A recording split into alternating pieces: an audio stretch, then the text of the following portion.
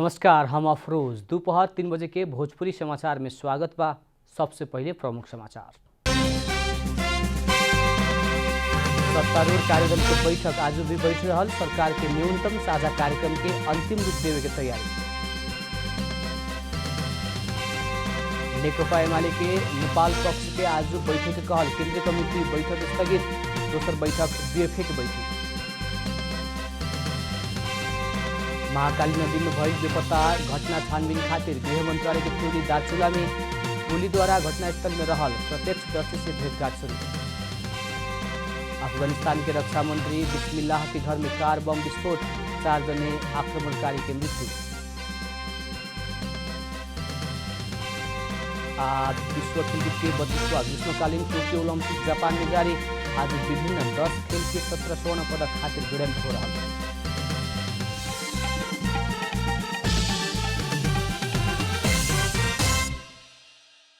अब पूरा समाचार। सत्तारूढ़ कार्यदल के बैठक आज भी बैठ रहल बा। सरकार के न्यूनतम साझा कार्यक्रम के फाइनल करेला कार्यदल बैठक बेर बेर बालुआटार में बैठते आई रहे। गठबंधन कार्यदल के बैठक से गठबंधन के तरफ से सरकार के न्यूनतम साझा कार्यक्रम के अंतिम रूप देवे के तैयारी भइल बा। मंत्री परिषद के पूर्णता, मंत्री छनौट करे के मापदंड, संवैधानिक तथा राजनीतिक नियुक्ति संबंधी कार्यविधि, आचरणा नीति सहित प्रतिवेदन तैयार करेला कार्यदल बैठक क्रियाशील रहल बा। आजू के बैठक से सरकार के न्यूनतम साझा कार्यक्रम के अंतिम रूप देवेला शीर्ष नेता के प्रतिवेदन बुझावे वाला कार्यदल के सदस्य सचिव केशवराज जोशी बताउने। साझा कार्यक्रम सहित कार्यदल के प्रतिवेदन प्राप्त भइला बाद गठबंधन के शीर्ष नेतृत्व से भावी रणनीति निर्धारण करत मंत्री परिषद के पूर्णता देवे के तैयारी कैल गेल बा। नेकपा एमाले के नेपाल पक्ष के केंद्रीय कमिटी बैठक स्थगित भइल बा। बुध खातिर तय भइल केंद्रीय कमिटी बैठक बीएफए के बैठक के कहत स्थगित भइल ह। बैठक में काठमाडौँ बाहर से आए वाला नेता सब ना पहुंचे सकल कहत बैठक बिहान बीएफए खातिर राखल गइल बा। इससे पहले सोमवार के बैठल बैठक से पार्टी एकता में जोड़ देवे के निर्णय करत बुध खातिर बैठक बैठेला निर्णय कैले रहे। बैठक में बोलत वरिष्ठ नेता माधव कुमार नेपाल अपना सब एकता के पक्ष में रहला से ओकरा खातिर अंतिम समय तक लागे के बतौले रहने। महाकाली नदी में ट्विन टुटला बाद आदमी बेपत्ता भइल घटना छानबीन करेला गृह मंत्रालय के गठन कैल टोली दार्चुला पुगल बा। गृह मंत्रालय के सहसचिव जनार्दन नेपाल नेतृत्व के टोली आज से काम शुरू कैले बा। सावन 15 गते ब्यास गाउँपालिका 2 के जयसिंह धामी महाकाली नदी पार करे के क्रम में भारतीय एसएसबी से डोरी काट देला बाद महाकाली नदी में गिर के बेपत्ता भइल बारन। उ घटना छानबीन करला गठित टोली मंगर के ही दार्चुला पुगल। जिला प्रहरी कार्यालय दार्चुला के प्रमुख डीएसपी मनोहर प्रसाद भट्ट जानकारी देने। टोली धामी ट्विन पार करे के क्रम में घटनास्थल में रहल प्रत्यक्षदर्शी से समेत भेंट करी आ घटनास्थल में ही पुग के अध्ययन भी करी। नेपाली कांग्रेस स्थानीय तह के निर्वाचन कार्यतालिका जल्दी ही उर्वा के पूर्व निर्धारित कार्यतालिका में ही केंद्रीय महाधिवेशन सम्पन्न करे के जनौले बा।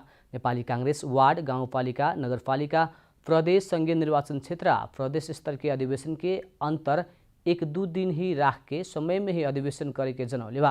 कांग्रेस आए वाला भादो 16 गते 14वां केंद्रीय महाधिवेशन शुभारंभ करे के तैयारी कैले बा। अब वार्ड आ पालिका स्तर के अधिवेशन संपन्न होके तक एक दिन आ ना होकी त 1 दिन बाद ही करे के पार्टी के मुख्य सचिव कृष्ण प्रसाद पौडेल जानकारी देने। साथ ही जिला आ प्रदेश स्तर में होखे वाला फॉर्म भी छुट्टियाव के सचिव पौडेल जानकारी देने। स्थानीय स्तर के पार्टी के संरचना के अधिवेशन में लागे वाला दिन छुट्टियावे सकल जाए तो कल समय में ही अधिवेशन कर सके के विश्वास कांग्रेस के बा। साथ ही पार्टी क्रियाशील सदस्यता के बारे में देखल विवाद के किनारा 1-2 दिन भीतर फाइनल करे के जनौले बा।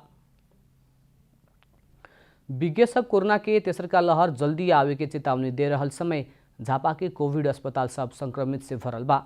मेची प्रादेशिक अस्पताल भद्रपुर में 75 शैय्या के कोविड उपचार केंद्र में 60 जने संक्रमित के इलाज हो रहल अस्पताल के मेडिकल सुपरिटेंडेंट डॉक्टर टंक बराकोटी बतौने।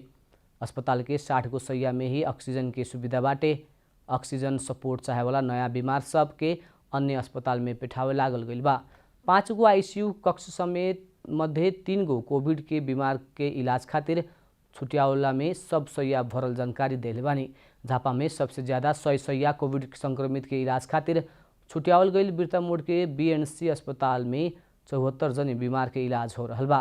एक हफ्ता इन्हें कोविड के संक्रमित इलाज खातिर आवे के क्रम बढ़ल अस्पताल जनौले बा। भोजपुरी समाचार में अब छोट विश्राम।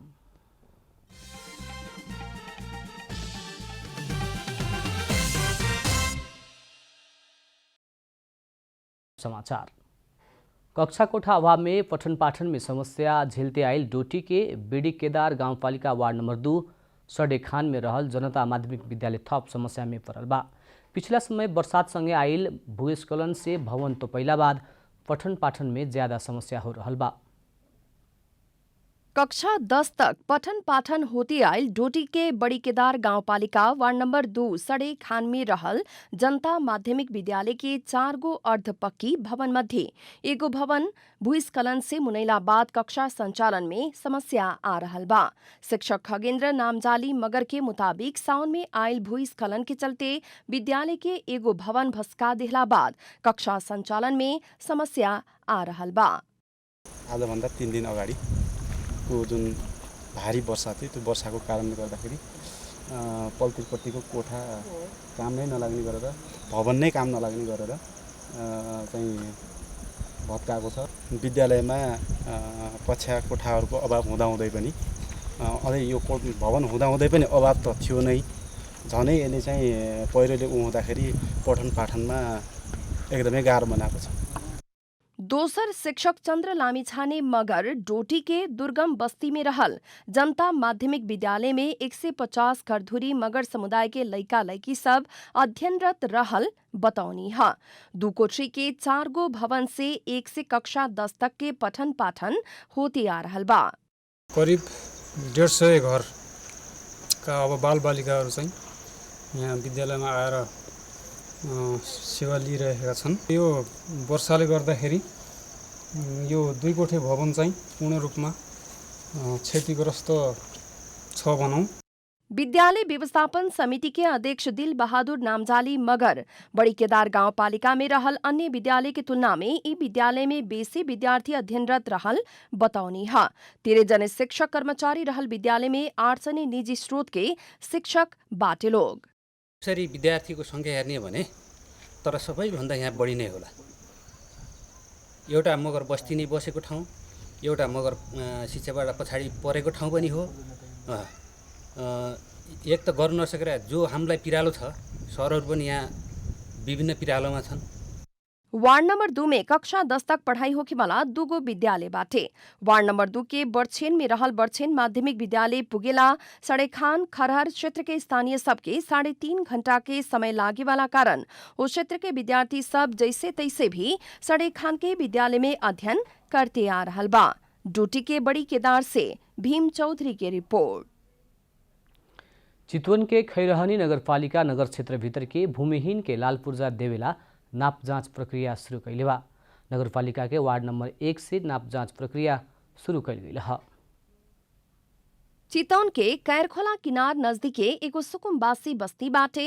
ई बस्ती के सुंदर बस्ती कह के चिन्हल जाला।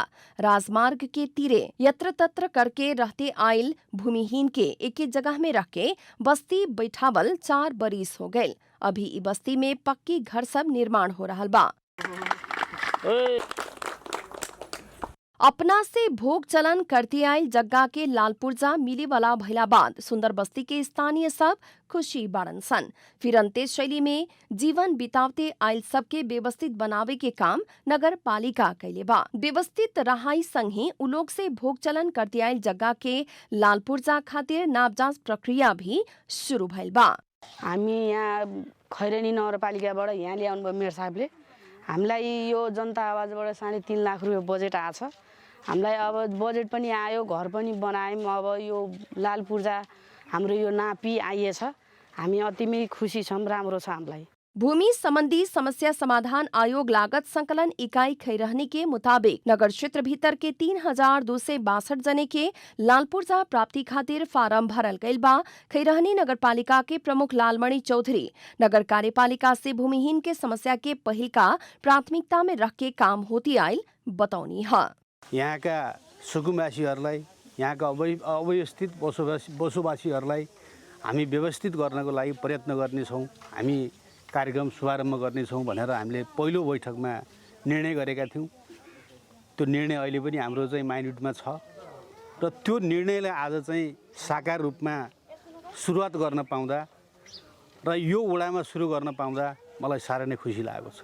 भूमि संबंधी समस्या समाधान आयोग चितवन के अध्यक्ष यादव प्रसाद पाठक आयोग विघटन भइल कहेवाला हल्ला सत्य ना भइल बताउनी है। अभी भी आयोग चितवन के भूमिहीन के लालपुर्जा देवी के काम में ही सक्रिय होके लागल उनकर कहनाम बाटे। नेपाल सरकारले विघटन गर्न सक्ने भन्ने चाहिँ कानुनी व्यवस्था चाहिँ छ। अहिलेसम्म सरकारले त्यस्तो कुनै निर्णय नगरे हुनाले अहिले देशभरि 77 जिल्लामा चाहिँ काम भइरहेछ। चितवन के 7 पालिका में लागत संकलन और डेटा एंट्री करे के काम उड़ा के जग्गा नापजांच के काम शुरू हो चुकल बा। जिला में भूमिहीन दलित भूमिहीन सुकुम्बासी अव्यवस्थित करके 39,597 जने से लालपुर्जा की मांग होते फार्म भरल गइल बा। चितवन से संत कुमार चौधरी की रिपोर्ट। अब आर्थिक समाचार।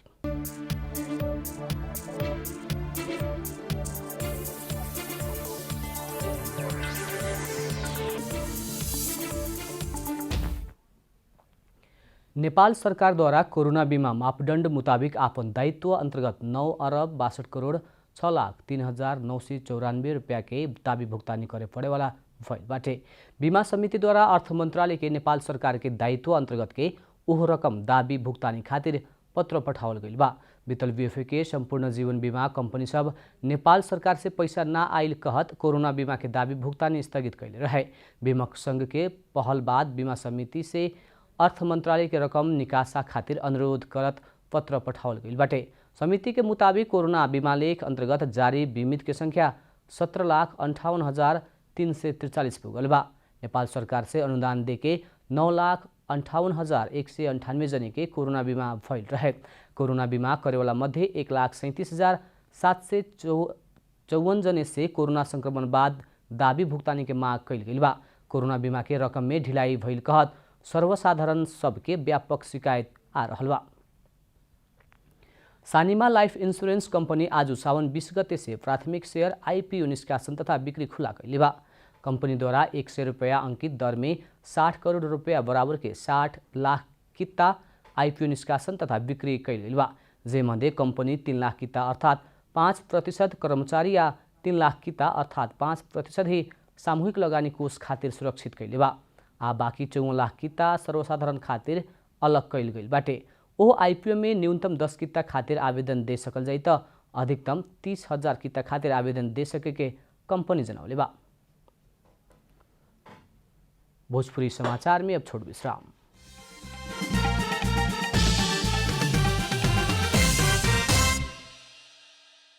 भोजपुरी समाचार में अब अंतर्राष्ट्रीय समाचार।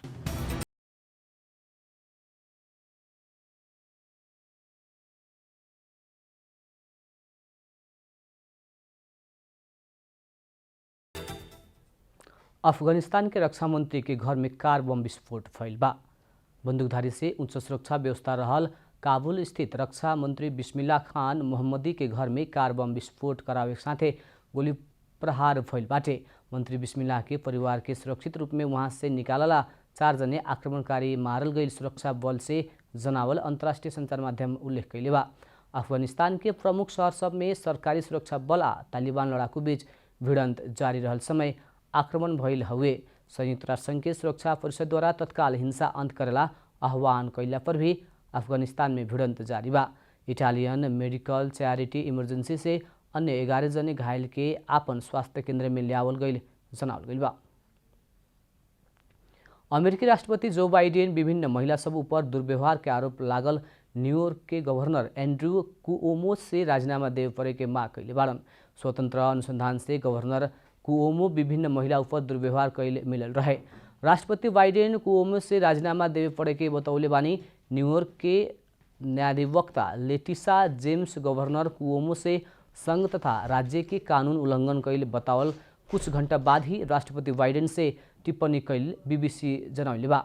पिछला साल विभिन्न महिला सबसे गवर्नर कुओमो से यौन दुर्व्यवहार कैल आरोप लगौला बाद 5 महीना लगा के अनुसंधानकर्ता सबके करीब 200 जने से पूछताछ कैले रहे।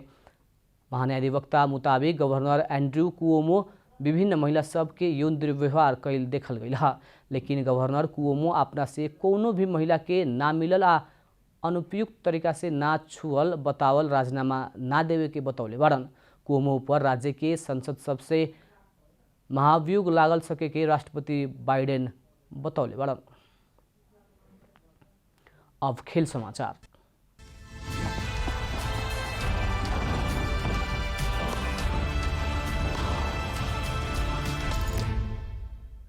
विश्व खेलकूद के 32वां ग्रीष्मकालीन ओलंपिक खेलकूद टोक्यो ओलंपिक जापान में जारी बा। टोक्यो ओलंपिक के 12वां दिन आज विभिन्न 10 खेल के 17 स्वर्ण पदक खातिर भिड़ंत हो रहा बा। आज एथलेटिक्स में सबसे बेसी 5 गो स्वर्ण पदक के भिड़ंत बाटे। 32वां ग्रीष्मकालीन ओलंपिक में अभी तक 32 गो स्वर्ण पदक जीतल चीन शीर्ष स्थान में बा। 24 स्वर्ण सहित अमेरिका दोसरका स्थान में रहल बाटे त तेसरका स्थान के में आयोजक जापान के 19 स्वर्ण पदक बाटे। वही लेखा ऑस्ट्रेलिया के 14 स्वर्ण पदक भइल बाटे त रूसी ओलंपिक कमिटी आ बेलायत 33 गो स्वर्ण पदक जीतले बाटे। टोक्यो में जारी ओलंपिक के 11वां दिन के खेल ओरैला बाद 226 स्वर्ण पदक के निष्कर्ष फैल बा, जेमे रशियन ओलंपिक टीम सहित कुल 57 राष्ट्र स्वर्ण पदक जीतले बा। अभी तक 84 देश पदक तालिका में नाम लिखावे नहीं के सकल। अंत में प्रमुख समाचार फिर एक बेर। सत्तारूढ़ कार्यदल के बैठक आज भी बैठ रहल। सरकार के न्यूनतम साझा कार्यक्रम के अंतिम रूप देवे के तैयारी। नेकपा एमाले के नेपाल पक्ष के आज बैठक के कहल। केंद्रीय कमेटी बैठक स्थगित, दोसर बैठक बेफेक बैठी। महाकाली नदी में भइल बेपत्ता घटना छानबीन खातिर गृह मंत्रालय के टोली दार्चुला में टोली द्वारा घटनास्थल में रहल प्रत्यक्षदर्शी से भेंटघाट शुरू। अफगानिस्तान के रक्षा मंत्री बिस्मिल्लाह के घर में कार बम विस्फोट, 4 जने आक्रमणकारी की मृत्यु।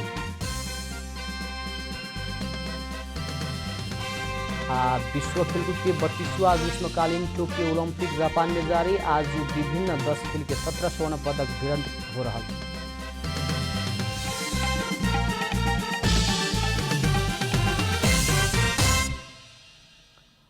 भोजपुरी समाचार अभी खातिर इतना ही। जनता द्वारा जनता खातिर प्रसारित जनता टेलीविजन के कार्यक्रम सब यूट्यूब, ट्विटर, फेसबुक हमने के वेबसाइट जनतासमाचार.com में भी पढ़ा देख सकत बानी। सूचना में अपने के सहभागिता, समय में समाचार हमने के प्रतिबद्धता। प्रणाम।